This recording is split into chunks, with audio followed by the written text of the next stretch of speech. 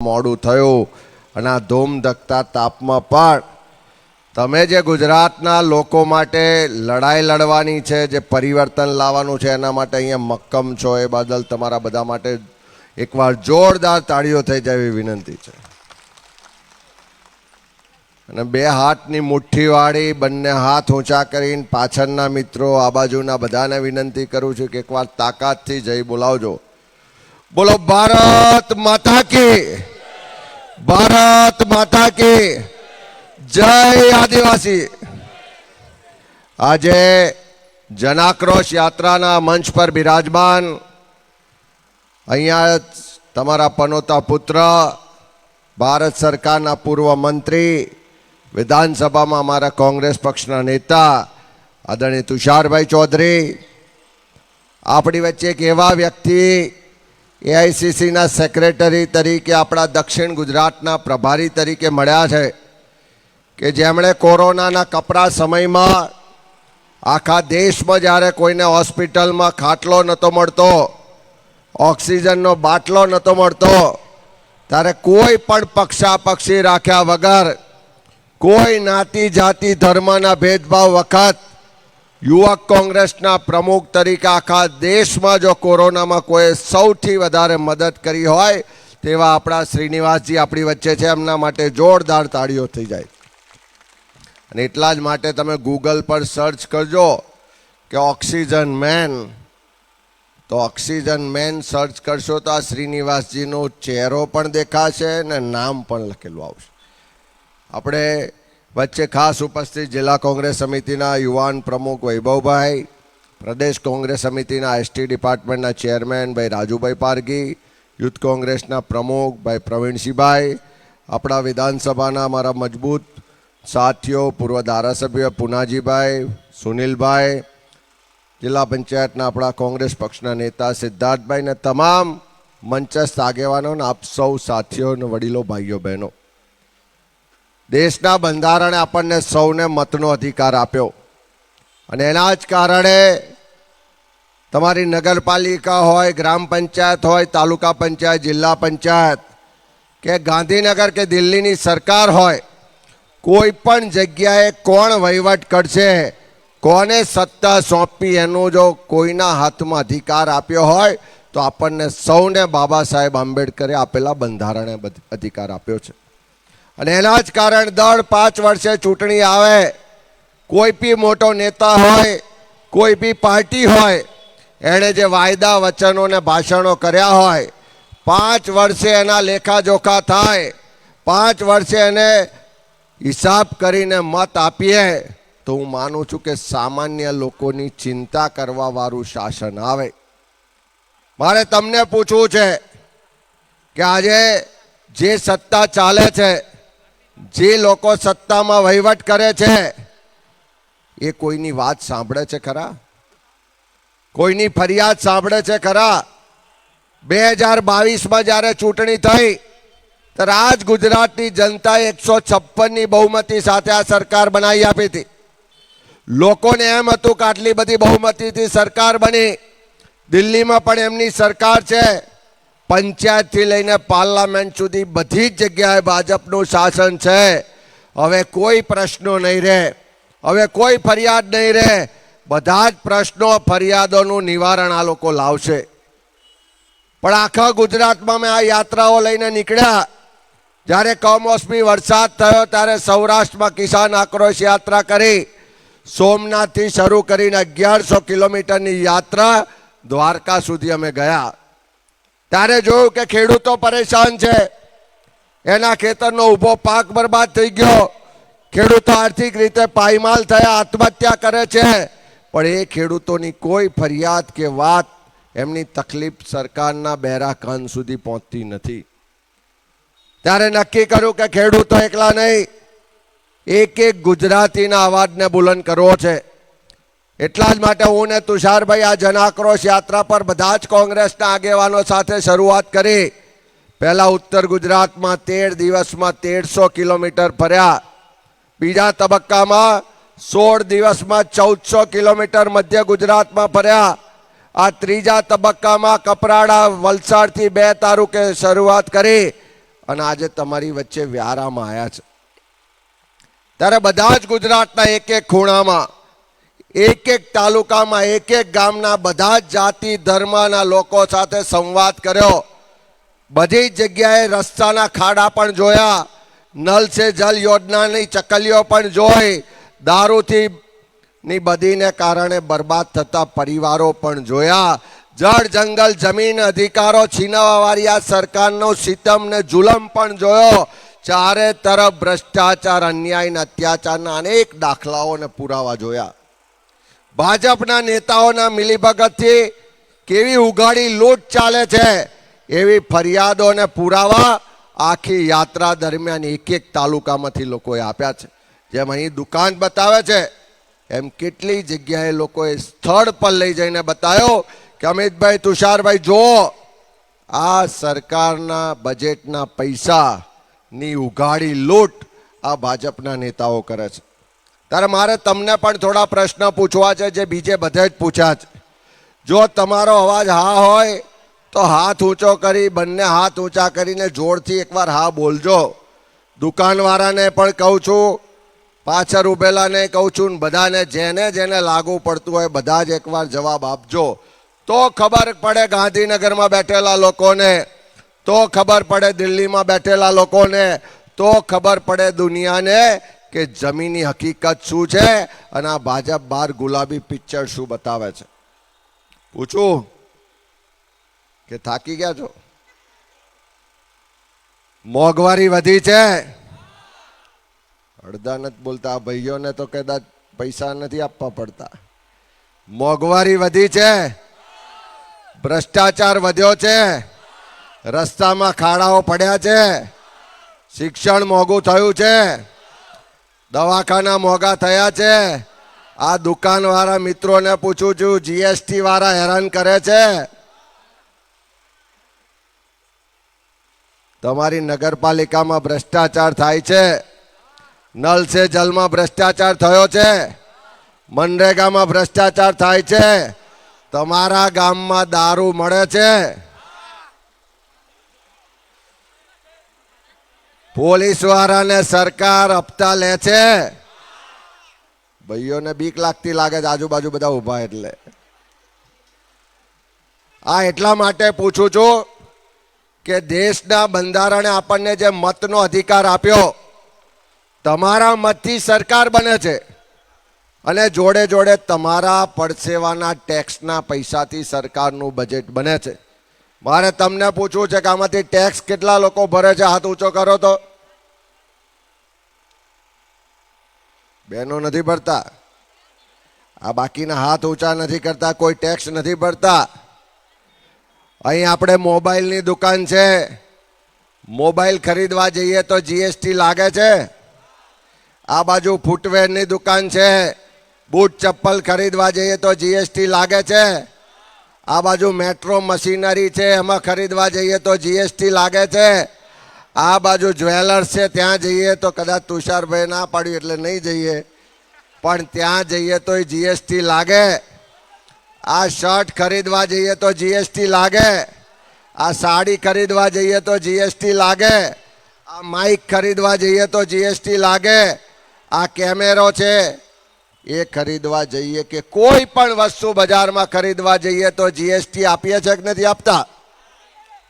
તો હવે કહો તો કેટલા લોકો ટેક્સ ભરે છે? હાથ ઊંચો કરો. આપણા દેશનો એક એક ભારતનો વાસી, એક એક ગુજરાતી, એ ગરીબમાં ગરીબ માણસ હોય કે પૈસાદાર હોય, એ ભણેલો હોય કે અભણ હોય, એ કોઈ પણ વિસ્તારનો હોય, બજારમાંથી રોજ ખરીદી કરે છે, એમાં રોજ જીએસટી ચૂકવે છે. અને તમારા મારા પરસેવાના ટેક્સના પૈસા આ ગાંધીનગરની સરકારની તિજોરીમાં જમા થાય છે. આપણા પરસેવાના ટેક્સના પૈસાથી એ રાજ્યના મુખ્યમંત્રી હોય, મંત્રી હોય કે કોઈ ધારાસભ્ય હોય, એનો પગાર થાય છે. એ તમારા મારા પરસેવાના ટેક્સના પૈસાથી થાય છે. કોઈ પણ બજેટ બને છે, કોઈ પણ વિકાસના કામ થાય, રસ્તો થાય, ટાંકી થાય, ડ્રેનેજ થાય, લાઇટ થાય, કોઈ પણ બ્રિજ કે ટાંકી કે કશું બી બને એ બધા જ પૈસા તમારા મારા પરસેવાના ટેક્સના પૈસા છે. તમારા ગામનો તલાટી હોય, ટીડીઓ હોય, મામલતદાર હોય કે કલેક્ટર કે સચિવ હોય, બધા જ લોકો પગાર લે છે તમારા ને મારા ટેક્સના પૈસાથી પગાર લે છે. આપણા પૈસાથી પગાર લે છે, આપણા મતથી સરકાર બને છે. અને એ નગરપાલિકા વાળા, તાલુકા વાળા, જિલ્લા વાળા કે ગાંધીનગર કે દિલ્હી વાળી સરકાર જો આપણી વાત સાંભળતી ના હોય તો એના માટે જન આંદોલન સિવાય કોઈ બીજો વિકલ્પ નથી. જ્યારે જ્યારે જનતા રસ્તા પર ઉતરી છે, જ્યારે જ્યારે જનતાએ સંગઠિત થઈ અને અવાજ બુલંદ કર્યો છે, તો ભલભલી સરકારોએ પણ ઝૂકવું પડ્યું છે. એનો એક મોટામાં મોટો દાખલો અહીં આદિવાસી વિસ્તારમાં જ્યારે તાપી રિવર લિંક પ્રોજેક્ટની જાહેરાત સરકારે કરી ત્યારે અનુસૂચિ 5 મુજબ ગ્રામ સભાની મંજૂરીઓ લેવાની હતી, આખા વિસ્તારના લોકો સાથે સંમતિ કરવાની હતી. એના બદલે દિલ્હીમાં બેઠા બેઠા જાહેરાત કરી અને આ જ વિસ્તારના લોકો સંગઠિત થયા, રસ્તા પર ઉતર્યા, લડેંગે જીતેંગેના નારા સાથે લડ્યા. તો દિલ્હી ને ગાંધીનગરની બંને સરકારોએ ઝૂકવું પડ્યું હતું ને. એમાં આ ભ્રષ્ટાચારીઓને જેલ ભેગા કરવા હોય, આ ખેડૂતોનો હક અધિકાર મેળવવો હોય, આ આપણા જળ જંગલ ને જમીનના અધિકારો છીનવે છે એને પાછા લેવા હોય, તો આપણે પણ બધાએ સંગઠિત થઈને લડવું પડશે. અમે આ બધા ડાંગમાં ગયા, ઉચ્છલ ગયા, નિઝર ગયા, એ આ પહેલા કપરાડાને બધી જ જગ્યાએ ફરિયાદો હતી કે અમારા જંગલ જમીનના દાવા મંજૂર કરતા નથી. હેક્ટરોમાં અમારી પાસે જમીન છે પણ ગુંઠામાં સનદો આપે છે. 2006માં કાયદો લાયા હતા, આજે 2026માં 20 વર્ષ પછી પણ આદિવાસી સમાજને જમીનનો અધિકાર મળતો નથી. બધી જ જગ્યાએ શિક્ષણની વ્યવસ્થાઓ નથી, દવાખાનામાં ડોક્ટર કે સ્ટાફ કે સાધનો નથી. ચારે બાજુ મનરેગામાં નલ સે જલમાં ભ્રષ્ટાચાર ચાલે છે. ચારે બાજુ દારૂ ને ડ્રગ્સને કારણે નવી યુવા પેઢી બરબાદ થાય છે. દરેક જગ્યાએ બહેનોએ ખૂબ દુઃખી થઈને કીધું કે કોઈ પણ સંજોગોમાં દારૂ બંધ કરાવો. આ દારૂને કારણે અમારા નાના છોરાઓ નશાના રવાડે ચડીને એની જિંદગી બરબાદ કરે છે. નાની ઉંમરે છોરાઓ મોતને મુખમાં ધકેલાય છે. અમારી બેન દીકરીઓ વિધવા થાય છે. આ દારૂનું દૂષણ બંધ કરાવો. દરેક જગ્યાએ એમ કે છે કે આ ફિક્સ પગાર, કોન્ટ્રાક્ટ, આઉટસોર્સિંગ બંધ કરાવો, યુવાનોને કાયમી રોજગાર આપો. આ બધા જ મુદ્દા લઈને નીકળ્યા છે. ત્યારે મારી આપ સૌને વિનંતી છે કે આ લડાઈ કોઈ એક પાર્ટીની નથી, આ લડાઈ કોઈ એક વ્યક્તિની નથી, આ લડાઈ કોઈ ચૂંટણી જીતવા માટેની નથી, પણ જે આપણા પરસેવાના ટેક્સના પૈસાની લૂંટ ચાલે છે એને રોકવા માટેની લડાઈ છે. ગુજરાતના લોકોના હક અધિકાર બચાવવા માટેની લડાઈ છે અને આવનારું આપણું જે ભવિષ્ય છે એને બચાવવા માટેની લડાઈ છે. એક બાજુ લોકશાહી ખતમ કરવા માટે તમે બધા જ જોયું હશે કે હમણાં એસઆઈઆરની જે પ્રક્રિયા થઈ, પહેલાં એમની વોટ ચોરી પકડાઈ ગઈ. હવે આ એસઆઈઆરની પ્રક્રિયાથી અનેક લોકોના મતના અધિકારને ખતમ કરવાનો પ્રયત્ન થાય છે. પહેલા સંવિધાને જ અધિકારો આપ્યા છે, એ અધિકારો ખતમ કરવાનો પ્રયત્ન થાય છે.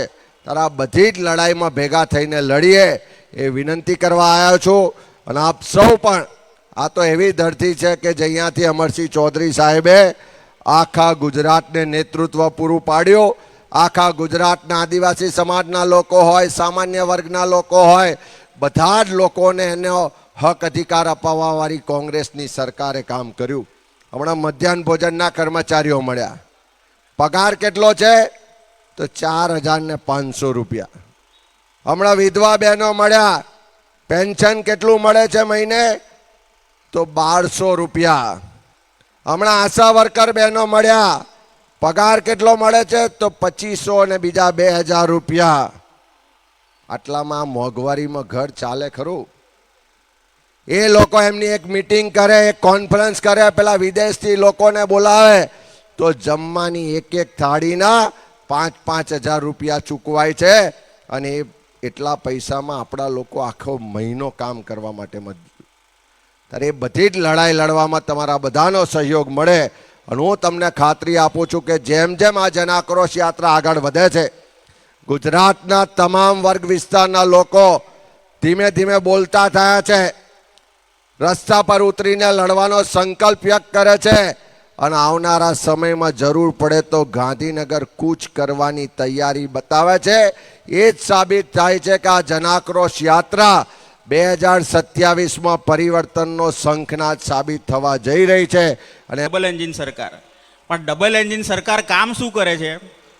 એક એન્જિન મોંઘવારી વધારવાનું કામ કરે ને એક એન્જિન ભ્રષ્ટાચાર કરવાનું કામ કરે. આવી ડબલ એન્જિન સરકાર આજે દેશમાં અને ગુજરાતમાં ચાલી રહી છે. ભ્રષ્ટાચારની આપણે વાત કરીએ તો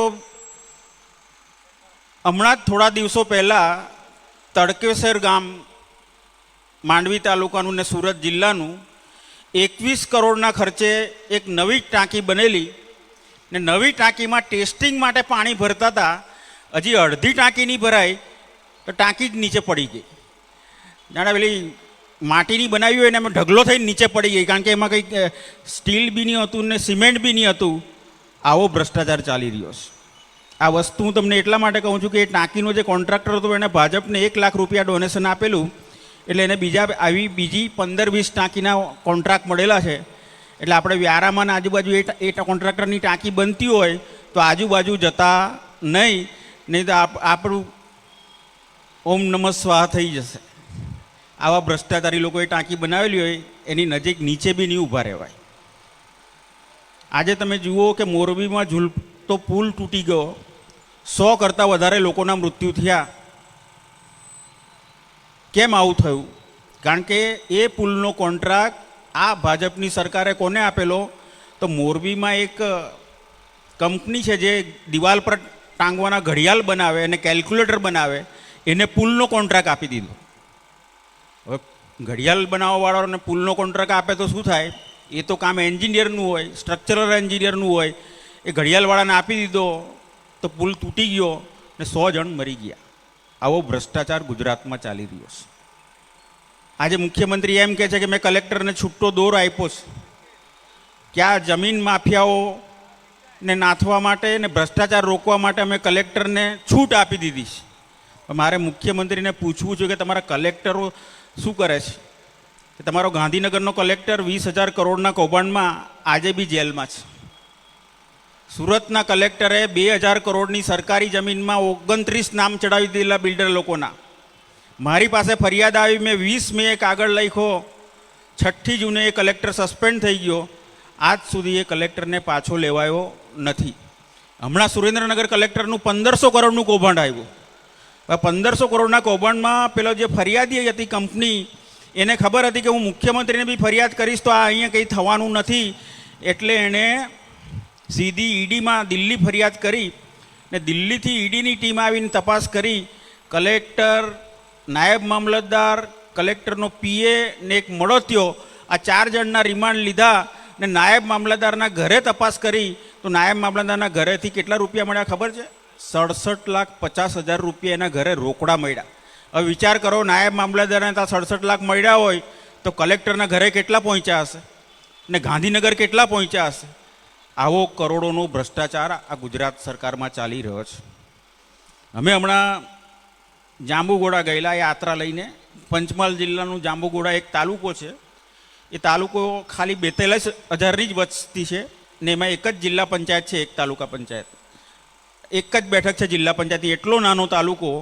ત્યાં નરેગા યોજનામાં 288 કરોડ રૂપિયા ફાળવી દીધા. 288 કરોડ ફાળવી દીધા. અને પછી નરેગા યોજનાનો નિયમ છે કે 60% રોજગારી ને 40% મટીરિયલ. ત્યાં 78% મટીરિયલ ખરીદાયું ને 22% રોજગારી આપી. એટલે અમિતભાઈએ તપાસ કરાવી કે ભાઈ આવું કેમ થયું, કોણ છે આ બધા? તો ખબર પડી કે પંચમહાલ જિલ્લા ભાજપનો જે પ્રમુખ હતા એના પત્ની જિલ્લા પંચાયતના પ્રમુખ હતા. એટલે મોસાળમાં જમવાનું માં પીરસનારી, એટલે એણે પોતાના જ તાલુકામાં 280 કરોડ ફાળવી દીધા. ફાળવે એનોય વાંધો નહીં, એના તાલુકાને ફાયદો કરાવે, લોકોને રોજગારી મળતી હોય તો વાંધો નહીં. પણ 78% મટીરિયલ સપ્લાય કોણ કરતું હતું? તો મટીરિયલ સપ્લાયમાં બી જિલ્લા પંચાયતના પ્રમુખ ની એક એજન્સી, એના ઘરવાળાની એક એજન્સી, એના દીકરાની એક એજન્સી ને એના ડ્રાઈવરની એજન્સી. એટલે માલ બી એની પાસે જ ખરીદવાનો. આવી રીતે 288 કરોડનો ભ્રષ્ટાચાર એક જ તાલુકામાં જાંબુઘોડામાં પણ આ ભાજપવાળાએ કર્યો છે. ને કામ કેવા કર્યા ખબર છે? 1,60,000નો કૂવો, એની મજૂરી કેટલી ચૂકવી? 512 રૂપિયા. ને કૂવો 2 જ મજૂરો, 512 મજૂરી ને 1.5 દિવસમાં કૂવો ખોદી નાખ્યો એ લોકો. બોલો. તો હું તો જાંબુઘોડા ગયેલો, તો મેં કીધું મને આ 2 મજૂર આપી જાઉં, હું તાપીમાં લઈ જાઉં. મેં કીધું અમારા ત્યાં બી ગામડામાં બધા કૂવો કરાવવાના છે, 512ની જગ્યાએ 1000 આપી દે છે, પણ 2 દિવસમાં કૂવો તો બની જાય. એક સીસી રોડ 4,80,000નો હતો, 6 જણે 2 દિવસમાં જ પૂરો કરી નાખ્યો. આવો ભ્રષ્ટાચાર આખા ગુજરાતમાં ચાલી રહ્યો છે. આજે તમે લોકો કોઈ બી તમારો ગામનો તલાટી બી હોય, પૈસા લીધા વગર કામ કરે છે ખરો? સરકારી ઓફિસમાં બી પૈસા આપ્યા વગર કામ થાય છે ખરું? આપણો જીઈબીનો બી ફોલ્ટ થયો હોય, ટ્રાન્સફોર્મર બળી ગયું હોય ને આપણે ગામડે બોલાવીએ તો પહેલાં શરત એ કરે કે મરઘી ખવડાવવાનો હોય તો જ આવું કહે છે કે નહીં? એવું ફોલ્ટ રિપેરવાળા બી. આવો ભ્રષ્ટાચાર ચાલી રહ્યો છે. આ ભ્રષ્ટાચારી સરકારને આપણે બદલવાની છે ને એના માટે અમે આ જન આક્રોશ યાત્રા લઈને નીકળ્યા છે. કારણ કે સમગ્ર ગુજરાતમાં અમે ફર્યા, બધી જ જગ્યાએ આ જ વાત આવે છે, ભ્રષ્ટાચાર ભ્રષ્ટાચાર ભ્રષ્ટાચાર. એમાં આપણી નગરપાલિકા બી બાકી નથી. આપણી પાછળ જ બસ સ્ટેન્ડ છે. આ બસ સ્ટેન્ડ છે એ Gujarat state road corporation transport કોર્પોરેશનની માલિકી છે. માલિકી બીજાની, નગરપાલિકાએ 34 લાખના ખર્ચે એને અમે રિનોવેશન કરીએ છીએ એમ કરીને ઉપર દુકાન તાણી બાંધી. દુકાન તાણી બાંધીને દુકાન વેચી બી મારી. આવો ભ્રષ્ટાચાર નગરપાલિકામાં પણ ચાલે છે. અને મારે કહેવું છે, જે 73AA એનએના કામોમાં બી જે ભ્રષ્ટાચાર ચાલી રહ્યો છે, જે રીતે ખોટી રીતે 73AA જમીનો બિલ્ડરના કહેવાથી એને થઈ રહી છે, એની પણ અમે વિધાનસભામાં તપાસ માગવાના છે. એટલે આજે હું કહેવા આવ્યો છું કે આ તાપી જિલ્લો એ મારો જિલ્લો છે, મારો જન્મ અહીંયા થયેલો છે. આ કોઈ બોડી બામણીનું ખેતર નથી કે જે આવે તે ચરી જાય. હવે હું ગુજરાત વિધાનસભાનો કોંગ્રેસ પક્ષનો નેતા છું. આવનારા દિવસોમાં વિધાનસભામાં બી ઉજાગર કરીશું અને અહીંયા જે પણ કોઈ ભ્રષ્ટાચાર હશે એને અમે સજા અપાવીશું, એ તમને ખાતરી આપવા માટે આવ્યા છે.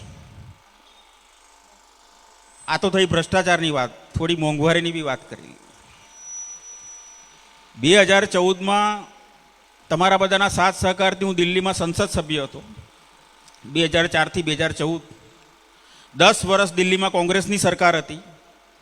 આ કોંગ્રેસની સરકારે 71,000 કરોડના ખેડૂતોના દેવા નાબૂદ કર્યા. 100 દિવસ રોજગારી આપતો મહાત્મા ગાંધી રાષ્ટ્રીય ગ્રામીણ રોજગાર યોજનાનો કાયદો લાવ્યા.